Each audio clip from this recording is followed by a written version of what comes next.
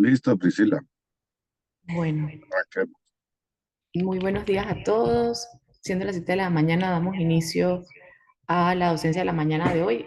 El día de hoy tengo el gusto de hablarles sobre la enfermedad de ILS a propósito de un caso que está siendo pues estudiado aún, pero viendo todas las opciones, pues esta se encuentra dentro del diagnóstico diferencial. Entonces, para empezar, voy a compartirles un cuestionario.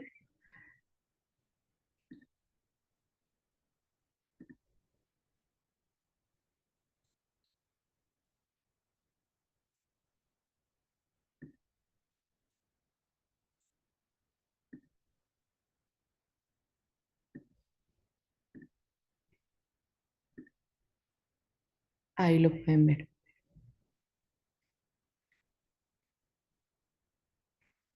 En la primera pregunta es, ¿cuál es la edad frecuente de presentación? La primera opción es entre 20 a 40 años, la segunda opción mayor a 60 años y la tercera opción menor a 15 años. En la segunda pregunta, síntoma característico de la enfermedad.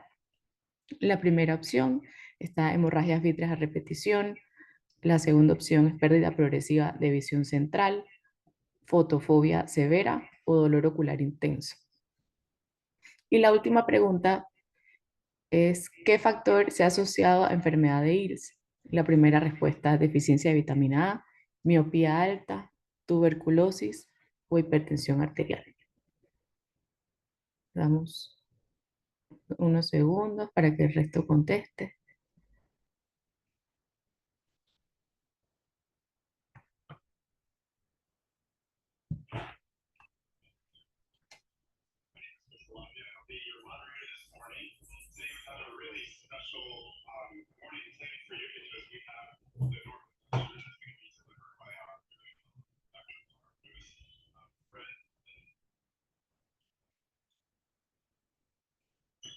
Bueno,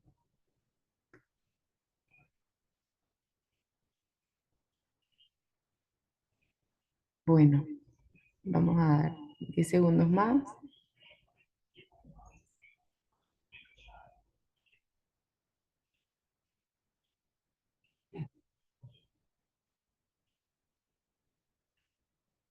Listo.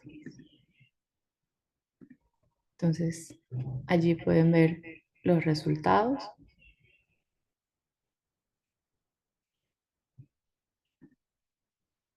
Y aquí,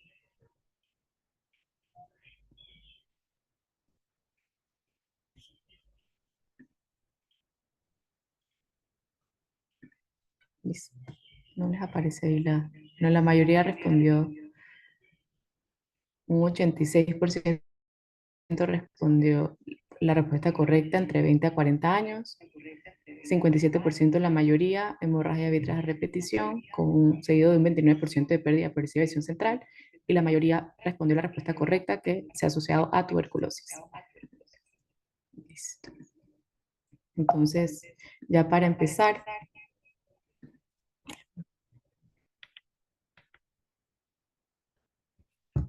como manera de introducción, pues sabemos que la enfermedad de ILS está descrita como una perivasculitis oclusiva idiopática. En esta va a haber una afección, sobre todo y de manera inicial, de la retina periférica. Esta retina periférica va a presentar primeramente una perifeblitis que progresa a zonas de no perfusión por la oclusión que ocurre, posteriormente a proliferación de nuevos vasos y consecuencia a esto, entonces es que ocurren las hemorragias vítreas. El nombre de esta enfermedad es un epónimo dado por Henry, en reconocimiento al que él primeramente pues, inició esta descripción de la enfermedad, Henry Illes, en los años 1800, donde él encontró una asociación entre pacientes hombres jóvenes que presentaban hemorragias vítreas recurrentes y también presentaban otros síntomas que él encontró de constipación, cefalea y epistaxis. Sin embargo, hasta ese punto solamente hablaba de hemorragia vitrea y no hablaba de la afección como tal de la retina o cómo sucedía la hemorragia vitrea. Y fue hasta 5 años después que Wadsworth entonces describe la parte del involucro o cómo ocurre la enfermedad y cómo hay una afectación retiniana. es mucho más prevalente esta enfermedad en India, donde mayormente están los estudios publicados, de donde hay mayor incidencia. Y lo que se ha visto es que a manera global la incidencia ha disminuido y esto se ha asociado a dos teorías. Una es que hay esta pues una afectación multifactorial donde un factor ambiental y con temas de salubridad tiene como una asociación y esta, pues como ha mejorado, esto ha disminuido su frecuencia y también que tenemos ahora más métodos diagnósticos que podemos clasificarla como tal, realmente como una verdadera enfermedad de IRS y esto ha hecho que se eliminen otros mal diagnósticos de hemorragias vítreas en un paciente joven, que antes pues probablemente se categorizaban directamente como enfermedad de IRS sin poder descartar algunas otras causas. En cuanto a la etiología, como dije, es un poco controversial y realmente no está del todo entendida. Se describe que es multifactorial y lo que se ha encontrado también es que hay una reacción inmunológica en respuesta a un agente externo. Sin embargo, lo que tenemos como definición es que es una etiología pues, que es idiopático y sabemos que cuando hablamos de algo idiopático significa que es un diagnóstico de exclusión y que cuando tenemos la sospecha clínica tenemos que hacer todas las otras pruebas necesarias que vamos a ver más adelante para poder entonces tener esta enfermedad como diagnóstico. Y sí es cierto que hay una asociación entre la enfermedad de IRS y tuberculosis. Sin embargo, la evidencia no está tan clara, ya que hay estudios que lo han encontrado como RATPA y colaboradores, donde ellos evaluaron 65 casos, donde se les tomó a esos pacientes en cirugía tomas de muestras de humor vítreo y también de pelamientos de membranas epirretinianas, y esas muestras se procesaron por PCR y 38.7 de los pacientes fueron positivos a Mycobacterium tuberculosis. También Gupta y colaboradores encontraron que sus grupos de pacientes presentaban ya sea una o más pruebas positivas para tuberculosis y SAO y colaboradores encontró hasta un 83% de prueba de PPD o Mantox positiva. En cuanto a la epidemiología, es más frecuente en Asia, sobre todo en el subcontinente indio, y raramente está reportado en Occidente. Y en Latinoamérica realmente no hay estudios publicados de esta enfermedad, pero probablemente sí se presenta porque lo hemos visto, sin embargo no hay grandes estudios publicados, al menos accesibles. En cuanto al género, es mucho más frecuente en hombres que mujeres, con una tasa de 20 hombres por una mujer. Y su edad de presentación más frecuente entre la segunda década de vida, más o menos entre los 20 y 40 años. Y el 90% de los pacientes tienen una presentación bilateral. Normalmente es bastante simétrica, eh, pero suele ser 90% bilateral. En cuanto a la patofisiología, pues esto va a involucrar una periferitis retinal, una isquemia retinal y neovascularización. Entonces, primariamente lo que ocurre es que se da una inflamación de los vasos en la retina periférica, una perifeblitis, y esto va a ir ocurriendo entonces un envainamiento de los vasos que puede ser tan extensos que logran obliterar el lumen y esta obliteración pues me va a producir una isquemia en esa área y la isquemia me va a producir la liberación de factor de crecimiento endotelial vascular eh, y progresa entonces a neovascularización. Incluso la neovascularización puede ser tan extensa que también produzca neovascularización del disco óptico. Es rara la rubiosis, sin embargo está descrito y que produce entonces un glaucoma neovascular. Entonces, toda esta formación de novasos van a tener pues, estos vasos frágiles que constantemente van a sufrir pues, alteración, produciendo las hemorragias vítreas a repetición. Normalmente la hemorragia vítrea puede tener una resolución entre 3 a 6 meses. Sin embargo, en los pacientes que ocurre persistencia de esta hemorragia vítrea que no se pues, reabsorbe, esto va a predisponer a la formación de membranas que podrían llevar entonces a un desprendimiento de retina traccional. Sin embargo, ahorita que les hablo de la historia natural, pues vamos a ver que el curso puede ser incluso variable. Y variable es cuando digo que puede haber una remisión temporal o permanente, o en otro grupo de pacientes puede ser persistente, que conlleva una ceguera total. Entonces, en los hallazgos clínicos de la historia natural es que vamos a ver la inflamación venosa periférica y esto puede ser que veamos datos de que esto pasó anteriormente o que tenemos hallazgos en ese momento presentes. Entonces, la isquemia me va a promover el crecimiento no vascular y normalmente ocurre, como ya mencioné, en el sitio próximo a la obstrucción. Sin embargo, en isquemias grandes también hay neovascularización en el nervio óptico. Raramente ocurre regresión, pero esa regresión puede igual producir una formación de tejido glial y esta producirme entonces tracción. Entonces, algunos casos no van a seguir el mismo curso. Charmis primeramente describió 4 etapas de la patología, primero como una etapa 1, donde había una perifibritis leve de capilares periféricos pequeños. Posteriormente, en la etapa 2, ya ocurrió una perivasculitis venosa dispersa. En la etapa 3 ya teníamos neovasos y hemorragias vítreas y en la etapa ya última, en la etapa 4, teníamos hemorragias membranas y formación entonces de desprendimiento de retina traccional.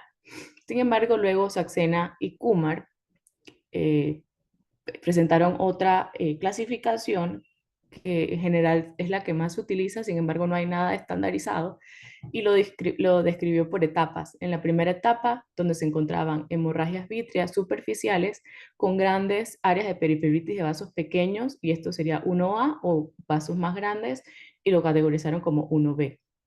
En la etapa 2A había pérdida de la perfusión capilar y ya en la etapa 2B teníamos neovascularización. Ya en una etapa 3, en la etapa 3A, íbamos a tener proliferación fibrovascular y en la 3B hemorragias vítreas. Y en la etapa 4, ya la etapa más avanzada de desprendimiento de retina traccional en la forma 4A y 4B ya en casos severos de neovascularización del iris y glaucoma neovascular. Entonces, como podemos ver, la historia natural pues habla de que puede haber un curso natural de estabilización o circulación o hemorragias a repetición. Y esto es como vemos aquí en la primera parte, donde hablamos de perifibritis retinal, que ocurre obstrucción venosa, hay una deficiencia de la circulación, sin embargo, ocurren recanalizaciones que esto puede estabilizar, entre comillas, la circulación y en estos pacientes es que se logra ver como si se hubiera detenido la enfermedad. Entonces, en cuanto a la historia clínica, inicialmente, como esto es primariamente o inicialmente periférico, los pacientes pueden estar asintomáticos. Sin embargo, pueden entonces evolucionar ya cuando se desarrollan los neovasos y la fragilidad, miodesopsias, disminución de la agudeza visual y en algunos casos se ha descrito fotopsias. Normalmente es en ambos ojos, pero muchos de los pacientes pudieran llegar a la consulta quejándose solamente de un ojo y cuando se examina y además cuando se hacen estudios diagnósticos podemos encontrar hallazgos en ambos ojos. Y por eso es recordando la importancia de siempre hacer un examen bajo dilatación bilateral. Entonces, en cuanto a la agudeza visual, se describe que inicialmente puede estar en 20-40, incluso mejor. Ya cuando tenemos casos pues, de hemorragias vítreas, un edema macular, podemos tener entonces ya afectación importante de la visión y podemos incluso encontrar como primera vez un paciente con NPL en casos muy avanzados y que venga ya cuando está muy sintomático por el otro ojo.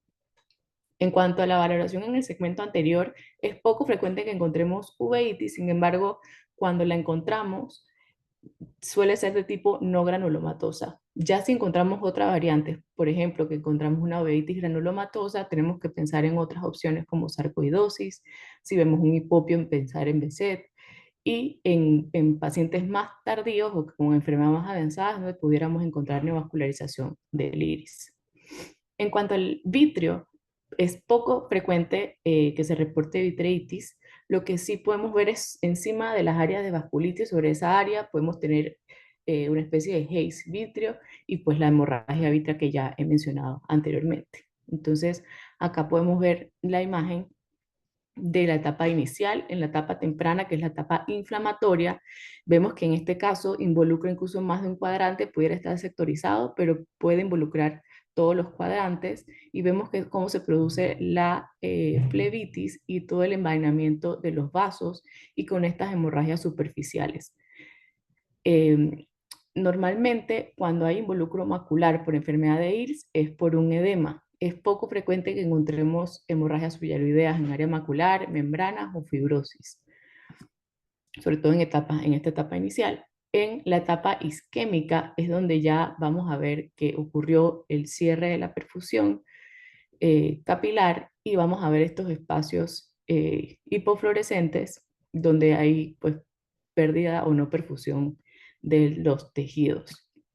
Y ya en la etapa tardía proliferativa es donde vamos a ver la formación de neovasos, formación de membranas que pudieran llevar entonces a desprendimiento de retina traccional. Aquí vemos otra imagen de un paciente en una etapa inicial con periferitis y cómo se ve entonces en la geografía y las áreas de no perfusión.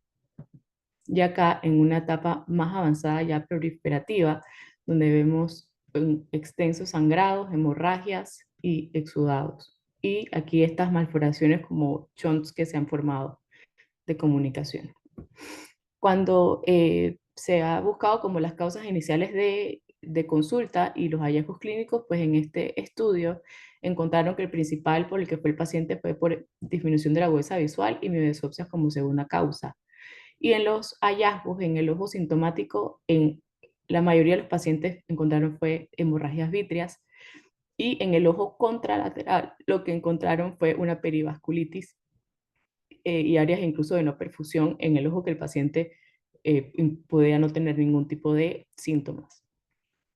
Entonces recordamos que el diagnóstico pues va a ser primariamente por la historia, sabiendo la edad del paciente, su sexo y pues la historia, el cuadro clínico que presenta, y eso es como lo que nos va a dar la mayoría de la sospecha diagnóstica. Sin embargo, tenemos entonces las herramientas adicionales para poder pues, seguir estudiando al paciente, y entre eso está la angiografía fluoresceína, que es como de los principales estudios que nos van a ayudar en esta enfermedad, donde vamos a evidenciar, como ya mencioné, las zonas de no perfusión, la formación de neovasos, estas zonas ya de hiperfluorescencia donde hay neovasos, y las zonas de isquemia. Acá hay también otra imagen de la angiografía. La ecografía también es una herramienta útil, sobre todo cuando tenemos una hemorragia vitrea densa que no podemos ver el fondo de ojo. Y aquí pues vale la pena realizarlo para poder sospechar de otras causas, valorar si hay tracciones, si hay desprendimiento de retina como tal. Y la tomografía, en casos más avanzados, pudiéramos encontrar también la formación de membranas epirretinianas, sobre todo ya en etapas proliferativas, también para valorar edema macular diabético, es una herramienta útil en el diagnóstico.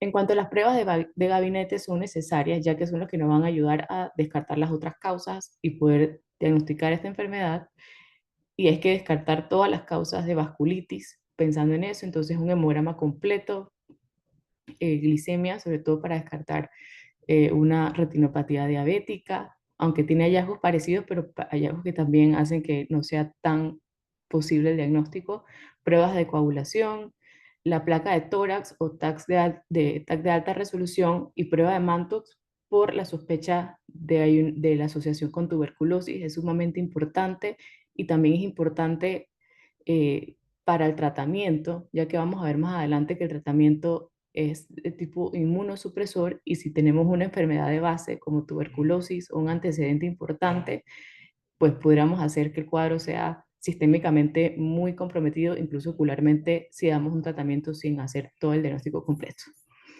En cuanto a la electroforesis de hemoglobina, pues es importante descartar retinopatías de células falciformes, sobre todo enzimas convertidoras de angiotensina.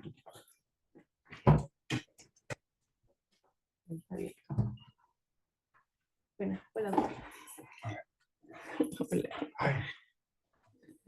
¿Qué me viene para acá?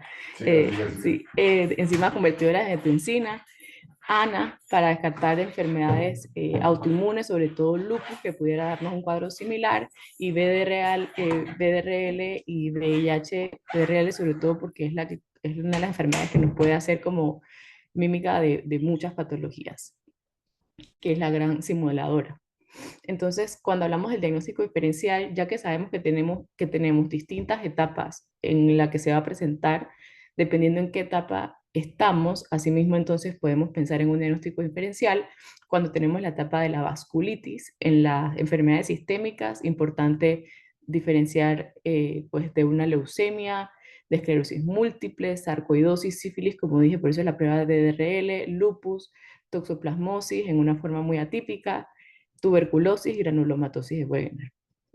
Y en la parte ocular, enfermedad de Birdshot, enfermedad de Coats, sobre todo por la edad de los pacientes, que son pacientes jóvenes, parsplanitis o una retinitis de causa viral. Cuando ya pasamos a la parte que tenemos ante una ya etapa proliferativa, entonces el diagnóstico diferencial puede cambiar un poco y descartarme unas opciones y ponerme otras opciones entonces en el panorama. Entre las causas sistémicas, la diabetes, sarcoidosis y retinopatía por células falciformes, y en la parte ocular, pues una oclusión de vena. Ven que las imágenes al inicio, pues uno pudiera de forma, pues sin detalle, pensar en una oclusión venosa, oclusión de la vena central, enfermedad de Coats, parasplanitis y también incluso retinopatía del prematuro. En cuanto al tratamiento, si no tenemos pues una causa como tal, pues va a ser sintomático ante los hallazgos que van presentando los pacientes. Y el objetivo principal pues va a reducir, es ser reducir la flebitis para que entonces disminuya el riesgo de la hemorragia, y ya en casos severos, en hemorragias que no resuelven, pues va a estar dirigida a la cirugía o indicada a la cirugía, o también cuando tenemos membranas. Y en eso pues tenemos estas opciones de tratamiento que son los esteroides, los antiangiogénicos, fotocoagulación y vitrectomía. En cuanto a los esteroides, serán la piedra angular en el tratamiento cuando hay perivasculitis activa. Se ha descrito el uso de esteroide oral y periocular. La dosis, hay unas publicaciones donde habla incluso de una dosis tan alta hasta 2 miligramos, pero la mayoría se permanece en 1 miligramo por kilo día. En otros casos, que pacientes pues, no toleran la prednisolona sistémica, se ha descrito también el uso de esteroide subtenoniano o incluso intravítrea. Y en un estudio que lo voy a presentar más adelante, incluso ya se ha descrito el uso de implantes de dexametasona de liberación prolongada. Muchos de los pacientes que ya sea que no responden al tratamiento con esteroides en la parte de la flebitis, o que la flebitis sea persistente, que mejore, pero ya necesitan como un ahorrador de esteroide, también han utilizado otros medicamentos inmunosupresores como la ciclosporina, ciatropina o micofelonato, y estos son entonces para poder dar tratamiento extenso. Entonces, acá vemos pues, otros pacientes con enfermedad activa, con periferitis, y posterior entonces al tratamiento de la flebitis, cómo disminuye, permanecen las hemorragias. Y acá otros pacientes también con periferitis activa y posterior al tratamiento, en este caso fue con triamcinolona subtenoniana. Y en este caso es el único que encontré en la literatura donde hablan del uso de dexametasona intravítrea, un implante, en una paciente embarazada, en etapa después posparto. Empezó con empeoramiento de los síntomas, difícil de controlar, y a pesar del tratamiento con esteroides, aciatropina, micofelonato, no se pudo controlar la inflamación y requirió varias dosis de implantes de Osurdex.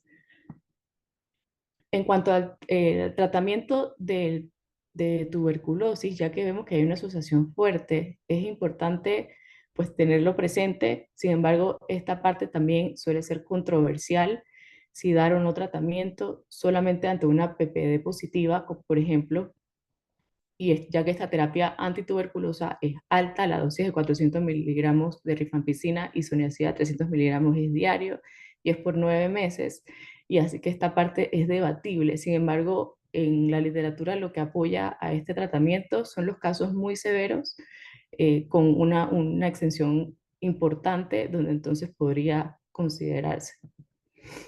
La fotocoagulación láser venía siendo la parte del estándar de tratamiento en la fase proliferativa. Realmente en la etapa inflamatoria no es clara la evidencia en cuanto al beneficio que da, y también se ha hecho como la discusión de si vale la pena hacer una panfotocoagulación o si va a ser segmentado dirigido a las zonas de no perfusión, y realmente no se ha encontrado un beneficio de hacer una panfotocoagulación extensa. Sin embargo, donde se ha visto o donde se cree que sí sería necesario hacer una panfotocoagulación es cuando hay una neovascularización del nervio óptico. Y ya en etapas muy avanzadas, donde ya tenemos hemorragias vítreas densas más o menos densas, y membranas ya como tratamiento útil, tratamiento único no es tan útil. Los antiangiogénicos, luego de su llegada, pues han sido una ayuda en este tratamiento, sin embargo, no ha reemplazado tampoco como en muchas enfermedades el factor de crecimiento endotelial vascular, que más está publicado en la literatura es el uso del bevacizumab. Sin embargo, tener precaución en los casos avanzados de proliferación, porque al igual que en otras patologías vasculares, donde hay riesgo de formación de membranas, de elementos tracción, de pues, producir tracción, así que hay que estar pues, muy pendiente.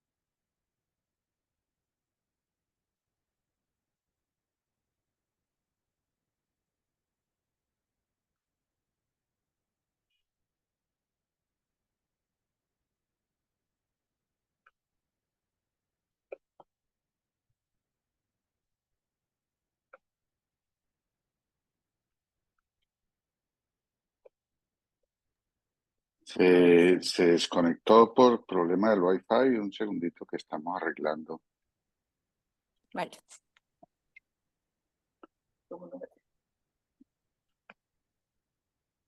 Estamos viendo a ver si se vuelve. Bueno, ahí parece que ya.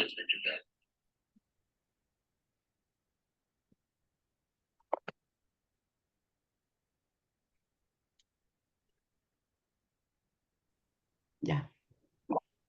Entonces, ya en la parte quirúrgica o cuando está indicada la vitrectomía posterior, pues cuando ya tenemos una hemorragia vítrea, que es lo que nos va a causar la causa, perdón, la disminución franca de la agudeza visual, normalmente los primeros episodios suelen tener una resolución espontánea, son hemorragias vítreas por la formación de la perifibritis y los exudados superficiales y hemorragias superficiales, y estas suelen resolver de forma espontánea los primeros episodios. Sin embargo, posteriormente van a ocurrir de forma más recurrentes y más densas, y estas me pueden entonces hacer la predisposición de formación de membranas. Entonces las indicaciones serían hemorragias vítreas densas, desprendimiento de retina traccional con compromiso del polo posterior y la presencia de múltiples membranas. Generalmente el pronóstico es bueno en etapas que no tengan pues, un desprendimiento crónico, sobre todo traccional. Sin embargo, o sea, solamente la hemorragia vítrea, pues, y que se haga relativamente temprana la vitrectomía, suelen tener un buen desenlace. Lo que se ha visto es que los pacientes que recibieron tratamiento, que se ha ido siguiendo y que se recibieron tratamiento para la perifeblitis, o sea, con esteroides, tienen mejor pronóstico que los que llegan a una vitrectomía sin tratamiento, y también los pacientes que han recibido láser en las etapas de isquemia inicial y que a pesar de eso tuvieron hemorragias vítreas, también suelen tener mejor pronóstico. Comparando como la vitrectomía en estos pacientes que uno pudiera pensar que podría ser parecido por las membranas y son pacientes jóvenes, la dificultad pues desde el desprendimiento del vítreo posterior, pero está pues descrito que suele ser un poco más fácil, o sea que no va a estar pegado, adherido fuertemente como los pacientes diabéticos que tienen zonas de esquisis y está más pegado. Aquí pues reportan que generalmente es un poco menos complejo a un paciente diabético, y obviamente el endoláser va a ser una parte esencial en la cirugía. Y ya para concluir, pues la enfermedad de IR se debe considerar en el diagnóstico diferencial de un paciente joven con historias de hemorragias vítreas a repetición, y a pesar de que la evidencia no es concluyente en la asociación a tuberculosis, es importante, como mencioné, descartar la misma, porque La naturaleza de esta enfermedad pues va a ser el tratamiento inmunosupresor. Perdón, el tratamiento supresor lo que nos va a hacer es inmunosuprimir y estos pacientes, un paciente con tuberculosis con un tratamiento inmunosupresor puede hacer que tenga complicaciones severas que incluso puedan atentar con su vida. Y con eso terminamos. ¿Alguna pregunta, alguna duda? Muchas gracias, Priscila. Muy buena presentación y muy bonitas las imágenes, muy bien ilustrada. También quiero reconocer que las preguntas son muy pertinentes y muy bien hechas. Con frecuencia veo preguntas, ustedes saben que a esta misma hora ocurre el seminario del Bascom Palmer, de donde hemos copiado, aprendido lo de las preguntas Zoom. Y a veces veo uno que las preguntas están orientadas a chequear bobaditas de memoria, ¿no? Porcentajes, nombres, y no el concepto. Entonces es muy bueno que se hagan preguntas que lleven o que revisen el concepto de la enfermedad y las cosas claves e importantes de la enfermedad que hay que tener. La enfermedad de Ills es una de los clásicos ejemplos de que cuando se presenta una hemorragia vítrea, el diagnóstico está en el examen del otro ojo. Entonces, que siempre, algo que no nos cansamos de repetir, es que siempre debe hacerse el examen de ambos ojos y muy cuidadoso, porque muchas veces es la vasculitis periférica, ¿no? La que nos dice que eso es una enfermedad de AIDS, o que uno comience a sospechar una enfermedad de AIDS, porque pues en una primera visita uno no hace el diagnóstico, como lo explicó muy bien Priscila, pues hay que descartar todas las posibilidades sistémicas, pero uno se lo huele muy rápido si es un hombre joven, vasculitis periférica y que se ve pues totalmente sano, ¿no? Ya de entrada uno comienza a pensar, esto es, esto va a ser un ILS. Se piden todos los exámenes y es importante pues hacer todo el descarte, pero muy de entrada uno se lo comienza a sospechar. Lo de la vitrectomía, pues Priscila lo mencionó.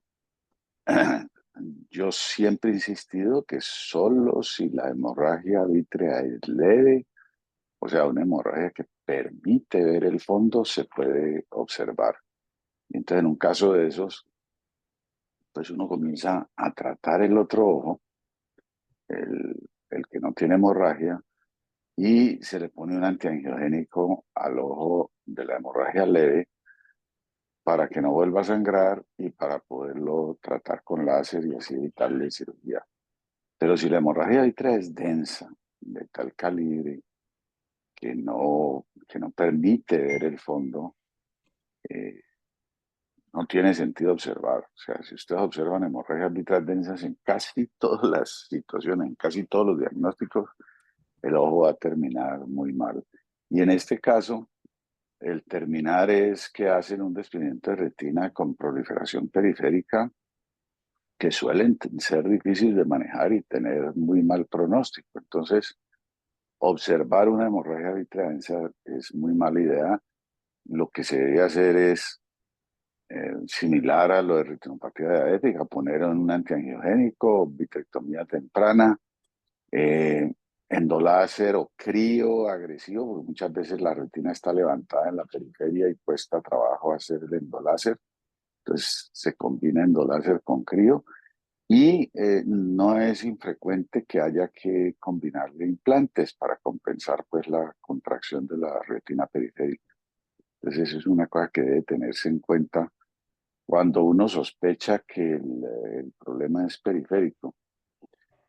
Los casos muy severos de ILS, los, los que comprometen el polo posterior y hacen daño retinal extenso, severo, recurrente, persistente, que a pesar del esteroide, entre otras el esteroide, pues ustedes saben que yo soy muy poco amigo de los esteroides sistémicos, habiendo esteroides, cuando la enfermedad es puramente ocular, como es en el ILS, pues a mí me parece que no tiene sentido coger y alterar todo el sistema inmune del paciente, sino que uno tiene un efecto local. Entonces yo hace mucho que uso esteroides intravítreos y desde que existen los Urbex, pues es un muy buen recurso.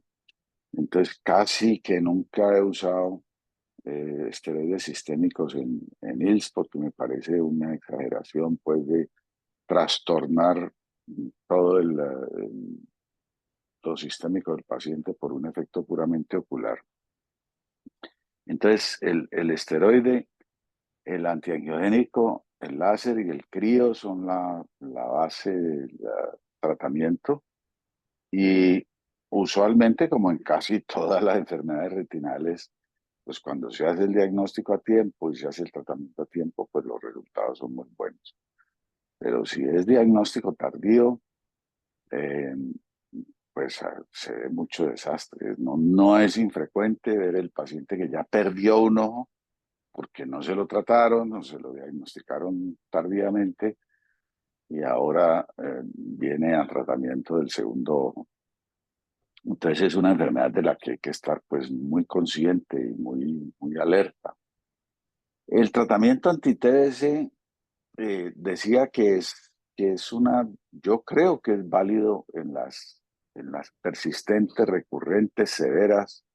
Uno debe considerar, eh, pero es muy difícil, porque es muy difícil conseguir que le den tratamiento a un paciente, conseguir que le den isoniazida o rifampicina si usted no tiene el BK en la mano. Y en estos casos, eh, pues me parece como interesante eso que mencionó Priscila de que han encontrado PCR positivo. Entonces yo diría, cuando hagamos vitrectomía en ILS, pidamos siempre PCR para TBC o inclusive haciendo láser, hacer un PCR de humor acuoso, porque si uno tiene eso, pues ya se puede defender un poco ante un infectólogo para que le den tratamiento. Aquí tenemos la ventaja, pues, que tenemos al doctor Corral, entonces podemos interconsultar con él y él es una persona, pues, mucho más enterada de la oftalmología que la mayoría de los infectólogos. Entonces, en un momento dado, uno le puede sugerir a él,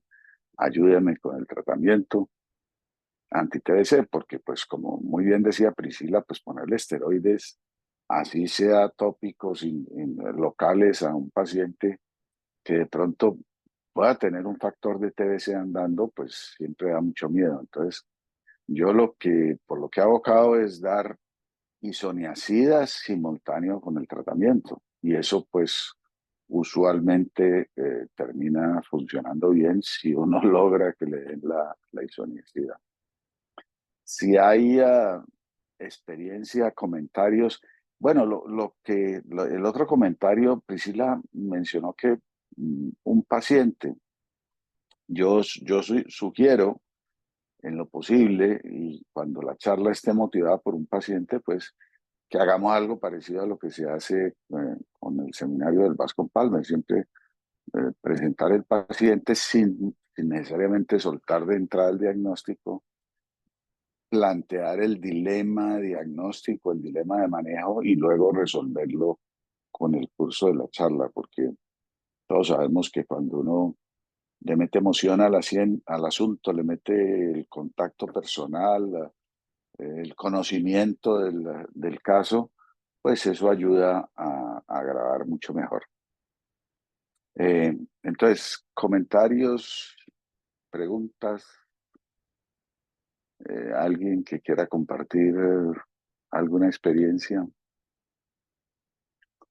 de manejo de esta enfermedad. No, es que yo realmente, yo nunca he visto uno. ¿Usted cree que en su carrera tan larga, más o menos cuántos ha visto? Pues yo tenía en mi mente que esto era rarísimo, pero es lo que siempre pasa, como uno no lo tiene en consideración, probablemente no los hemos diagnosticado. pero como qué tan frecuente No, cree pero que es. esta sí es una que yo no creo que se pase, pues, o sea, como error, como que uno no lo diagnostique, no, es muy difícil porque es una enfermedad que es bilateral, que casi siempre canta por la hemorragia vítrea en el primer ojo. Entonces, pues que a un retinólogo le pase, puede que se pase un tiempo pensando en, qué sé yo, parsplanitis, vasculitis, pero es que en el momento en que uno dice vasculitis retinal periférica, pues prácticamente que dice ILS. No, yo sí diría, no, no soy capaz de pronto deberíamos hacer una búsqueda en el sistema, porque ahí sí se pone muy claramente enfermedad de ILS, ¿no? No, no debe ser tan difícil encontrarlo. De pronto, Priscila, dejar una notica para el ingeniero para que nos saque un listado de enfermedades de ILS. ¿Sí? De la palabrita de ALES, si está en diagnóstico o si está en resumen, sáquenos ese paciente y ahí podemos contestar la pregunta. No, no soy capaz, pero no, no la clasificaría como de las cosas raras que uno ve muy rara vez. No, yo diría que es parte de pronto tener un exceso de juventud, pero Ya sé, eso se va, está acabando. todavía, todavía padeces mucha juventud, pero seguro, seguro que vas a ver. eh, Okay.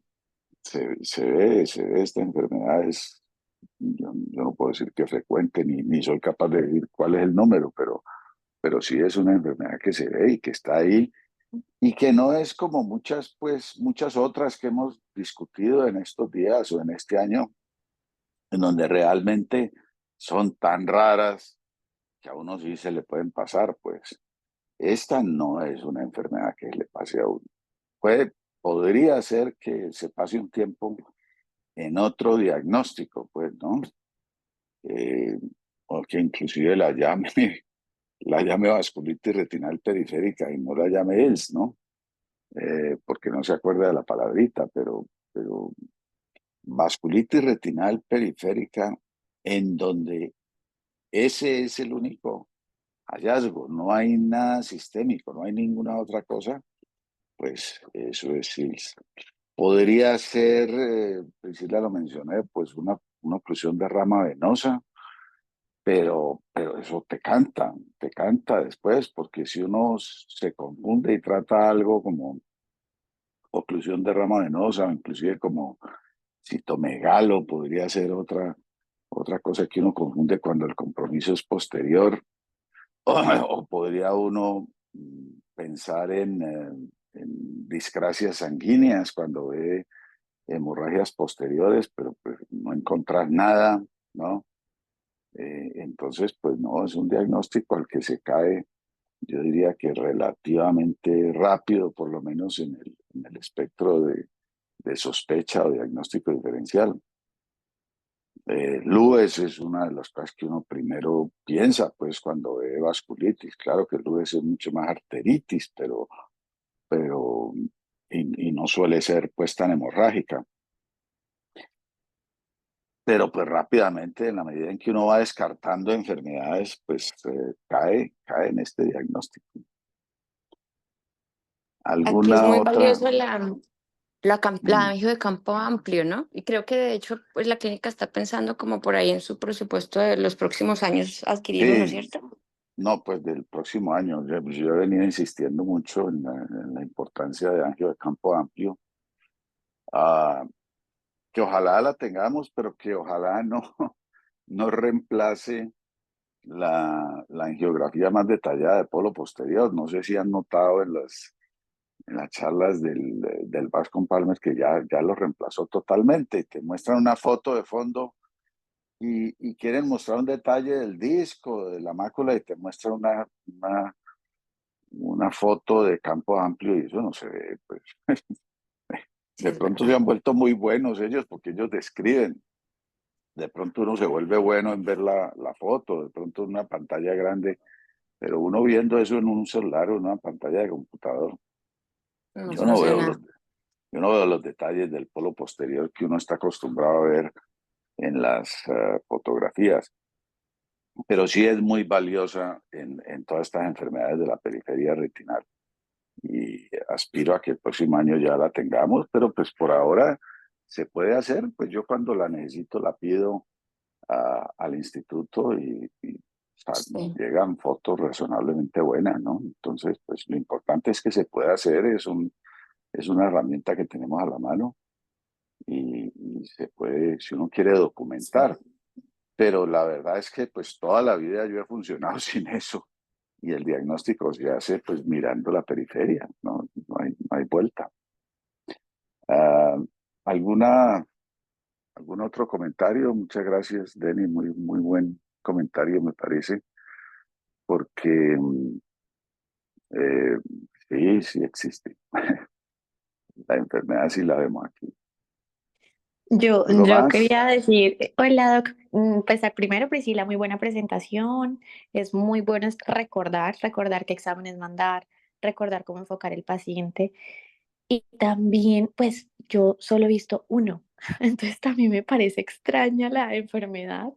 Eh, pues sí veo vasculitis, pero generalmente buscándole y escarbándole al paciente, algo se le encuentra pero que yo haya puesto ILS solamente una vez. Entonces, a mí también me parece un tris infrecuente, pero pues no sé, o sea, esa es mi percepción, pero sí me parece chévere lo que usted dice, que recojamos los casos que tengamos y pues que se haga a ver ese número cuánto nos da para saber si es frecuente o infrecuente en nosotros, pero pues en mi práctica solita también solo he tenido un paciente.